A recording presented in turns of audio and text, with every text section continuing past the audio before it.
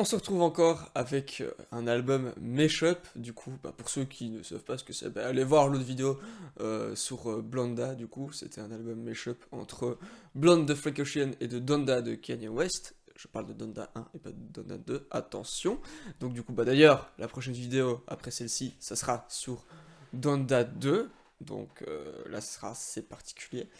Du coup, là, on revient sur un album Mashup qui n'est pas, cette fois, de Toasty Digital, mais de Spectre, qui a fait, apparemment, qui avait fait aussi, du coup, la même chose. Parce que là, on va parler de l'album qui s'appelle Flower Boy, But Every Song is a Mashup, du coup, qui date de l'original, l'album original de Tyler, the Creator, Flower Boy, ou Scumfuck Flower Boy, pour d'autres.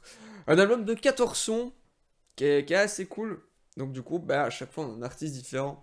Enfin, en tout cas, c'est ce que je croyais. On avait un artiste différent par son. Et du coup, on a quelques surprises assez cool.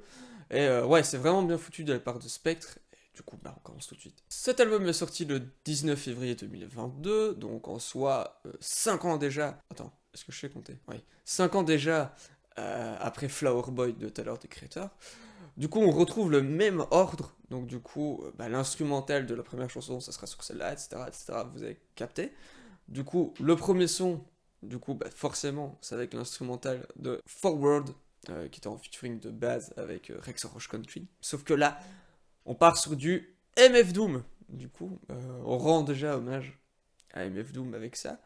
MF Doom qui est mort il y a à peu près un an maintenant, un an et quelques mois, presque un an et demi, j'ai envie de dire. Donc ouais, c'était un artiste que Tyler, Creator aimait beaucoup, et du coup, c'est un bon choix pour commencer. Le son est divisé en deux, et donc du coup on part sur deux acapellas de MF Doom, qui datent bien de Mad Villain, avec du coup l'album, le meilleur album de MF Doom, hein, du coup, le fameux, entre MF Doom et du coup Madlib. Et du coup, la première partie qui dure 2 minutes, on commence avec le couplet de All Caps, le truc qui représente le plus MF Doom, du coup, et en parlant de représenter le plus, je pense que Flower Boy, But Every Song is a Mashup, comme l'a dit mon monteur vidéo, c'est le truc le plus Axel qu'il n'avait jamais vu, et effectivement, il a vraiment pas tort, et en plus de ça, il n'avait pas encore écouté l'album, et du coup, il ne croyait pas si bien dire, et vous allez voir pourquoi, vu qu'il y a des artistes que j'adore dedans, et donc du coup, ouais, c'est le truc le plus Axel que vous ne verrez jamais dans votre vie. Et donc du coup dans la partie 2 du son, on retrouve un autre couplet de MF Doom, c'est celui-là de Meat Grinder. Dans le deuxième son, on retrouve du coup l'instrumental de Where This Flower Bloom, avec l'acapella de ASAP Forever, donc du coup le son de ASAP Mob et A$AP Rocky en featuring avec Kid Cudi, donc un son vraiment incroyable. La meuf qui chante à la fin du son a été coupée, l'outro est bien foutu avec le piano, parce que il ne se contente pas d'aller chercher l'instrumental des sons de Flower Boy et les acapella de l'autre, de temps en temps il rajoute une partie de l'instrumental du son qui prend en acapella. Du coup là justement on a ce fameux piano, donc c'est bien joué, c'est bien foutu. Malheureusement, au début du son, on a l'impression qu'il est mal mixé, donc que le mashup est mal fait. Mais ça, c'est un peu dommage, et on va le retrouver une ou deux fois encore dans l'album. Et du coup, là, c'était intéressant de retrouver pour la première fois un mec qui était aussi dans Flower Boy, vu que A$AP Rocky est plus tard dans Who Dat Boy, dans le vrai Flower Boy, du coup. On part maintenant sur le troisième son. Sometimes, c'est une interlude dans l'album de Tyler, the Creator, avec du coup l'acapella de Clouded de Brent Faiyaz. Brent Faiyaz qui avait justement fait un featuring avec Tyler, the Creator il y a quelques années maintenant, dans le son qui s'appelait Gravity, donc un super son et un super feat de la part de Tyler, the Creator. Mais voilà, recherchez Brent Faiyaz dans cet album, pourquoi pas, ça match bien justement avec l'univers de Tyler, the Creator. Alors là, je vais faire un coup de gueule, mais fat. Il y a le son qui s'appelle See You Again dans l'album de Tyler, the Creator. Vous avez tous un problème mental si vous dites que le son See You Again de Wiz Khalifa et de Charlie Puth est meilleur que See You Again de Tyler, the Creator avec Elushis. Pour moi, c'est clair et net, il n'y a pas photo. Le son See You Again de Tyler, the Creator est meilleur que l'autre, parce que ouais, Paul Walker, je sais pas quoi, machin, Fast and Furious, on s'en fout. Ok, c'est pour rendre hommage à Paul Walker, machin, donc ouais, c'est un peu cool, mais non, non, le son, See You Again de Tyler, the Creator, restera toujours meilleur que See You Again de Wiz Khalifa et Charlie Puth. Et donc du coup, quoi de mieux pour aller chercher peut-être le son le plus mash-up de l'album, enfin le son où on a plus retrouvé avec les mash-up de l'album. Il y a All of the Lights avec See You Again, incroyable, si vous avez déjà vu ça. Mais on a retrouvé un autre son qui est utilisé beaucoup de fois dans les mash-up, et bien c'est le son 3005 de Childish Gambino. Mettre les deux sons là, c'est vraiment mash-up land. Et donc du coup, mettre ces deux sons là, c'est du génie. Et c'est très bien foutu, encore une fois. Donc ouais, une apparition de Childish Gambino dans cet album, ça passe vraiment bien. Il y avait une vidéo il y a pas longtemps, je l'ai pas vue. Enfin, je n'ai pas recapté, mais j'ai vu qu'elle était là. Où il y avait une espèce de... Il disait que, ouais, bah, Childish Gambino, c'est un petit peu comme l'espèce de fils caché de Kanye. Enfin, ils étaient un petit peu dans la même vibe, ils faisaient les mêmes choses en termes de musique, etc. Machin. Et bah, niveau mashup, Kanye, c'est un mec qui est très utilisé aussi. Et donc, du coup, bah, Childish Gambino, voilà. Et Tyler, c'est un pote de Kanye. Donc voilà, c'est pas le premier mashup entre Tyler et Childish Gambino. Du coup, voilà, ça fait plaisir d'en retrouver encore un autre. Là, justement, avec le cinquième son, donc Who Dat Boy, qui est original avec A$AP Rocky, justement, là, on retrouve déjà trop de gens. On retrouve, du coup, Vince Staples et Kendrick Lamar avec le son Yeah Right. Mais là, je trouve que ça part un peu trop en couille, parce que le mec utilise les instrus aussi de Yeah Right, et donc du coup là ça part en bordel total. Alors ça passe, mais j'aurais été curieux de voir la même chose sans l'instru de Yeah Right derrière, donc juste avec l'instru de Wooded Boy et avec le couplet, enfin la cappella de Kendrick et de Vince Staples qui était aussi un des grands potes de Tyler. Donc du coup, ouais, là aussi c'est bien, mais j'aurais aimé du coup sans l'instru. On retrouve maintenant Paul Hall, donc, qui était justement de base en featuring avec Jaden Smith, mais cette fois, on retrouve J. Cole avec Love Yours, un vieux son de J. Cole.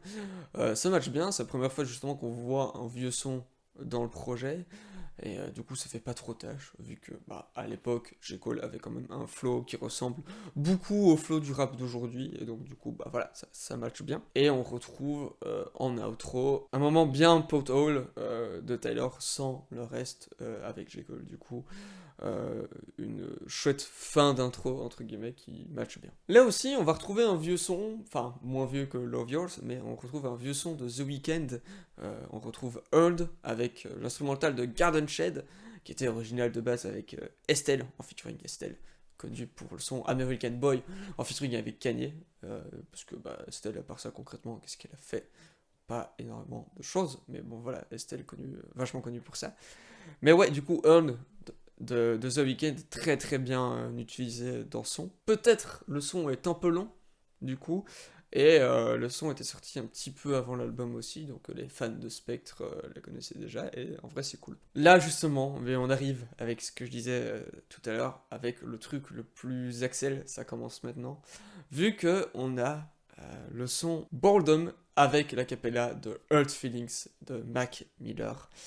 Je trouve que c'est du génie d'utiliser ça, parce que déjà Boredom c'est un petit peu une chanson triste dans l'album, et du coup bah, utiliser le son Hurt Feelings de Mac Miller, ça match bien, vu que pour moi ils ont peut-être pris justement l'album le plus triste de Mac Miller étant Swimming, et du coup aller chercher un son de cet album là.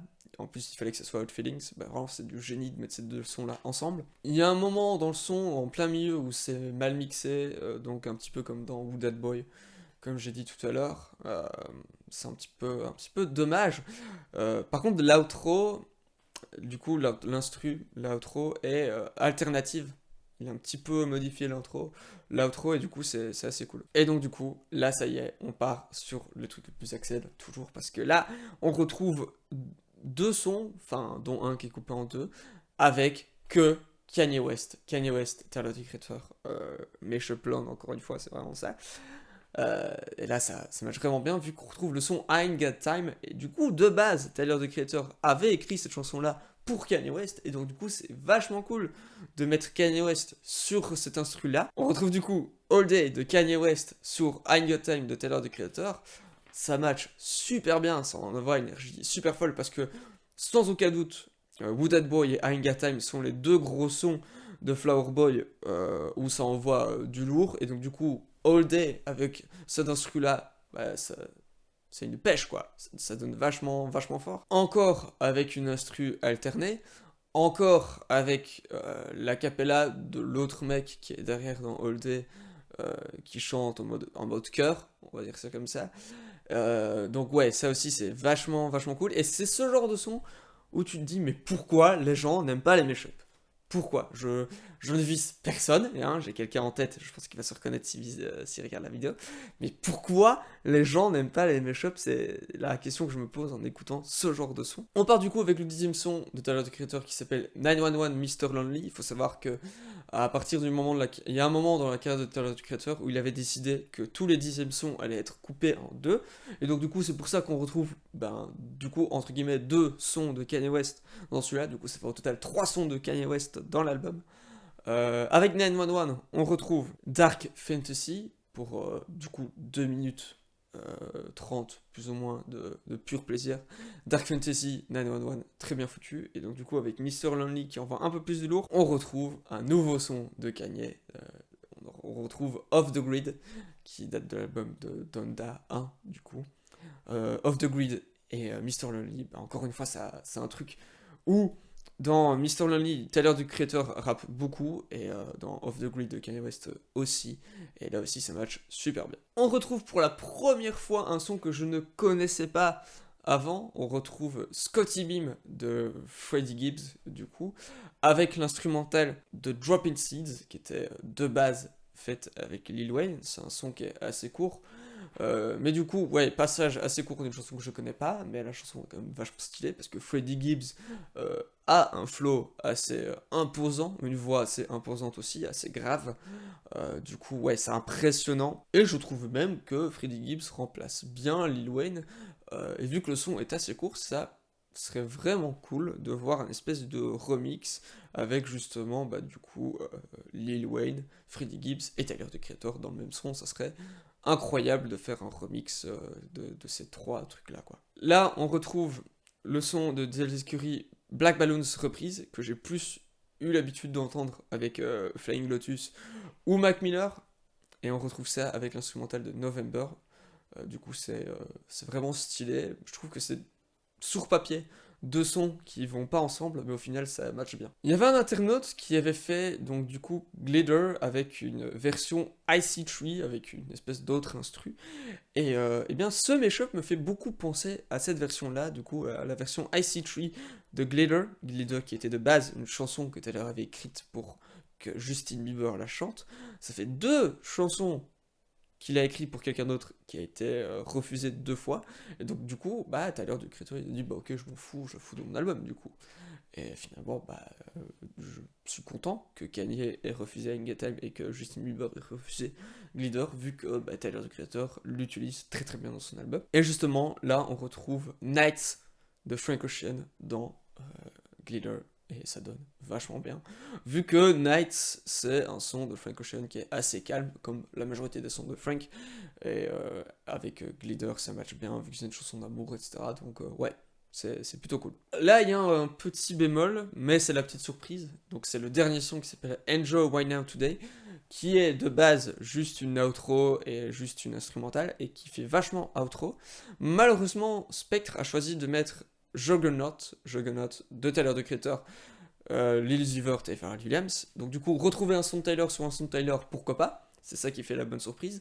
Mais malheureusement, Juggernaut, c'est pas un son d'outro, et ça s'entend. Et donc du coup, le fait d'utiliser un son, entre guillemets, normal sur un son d'outro, ça passe pas. Et je trouve ça un peu dommage.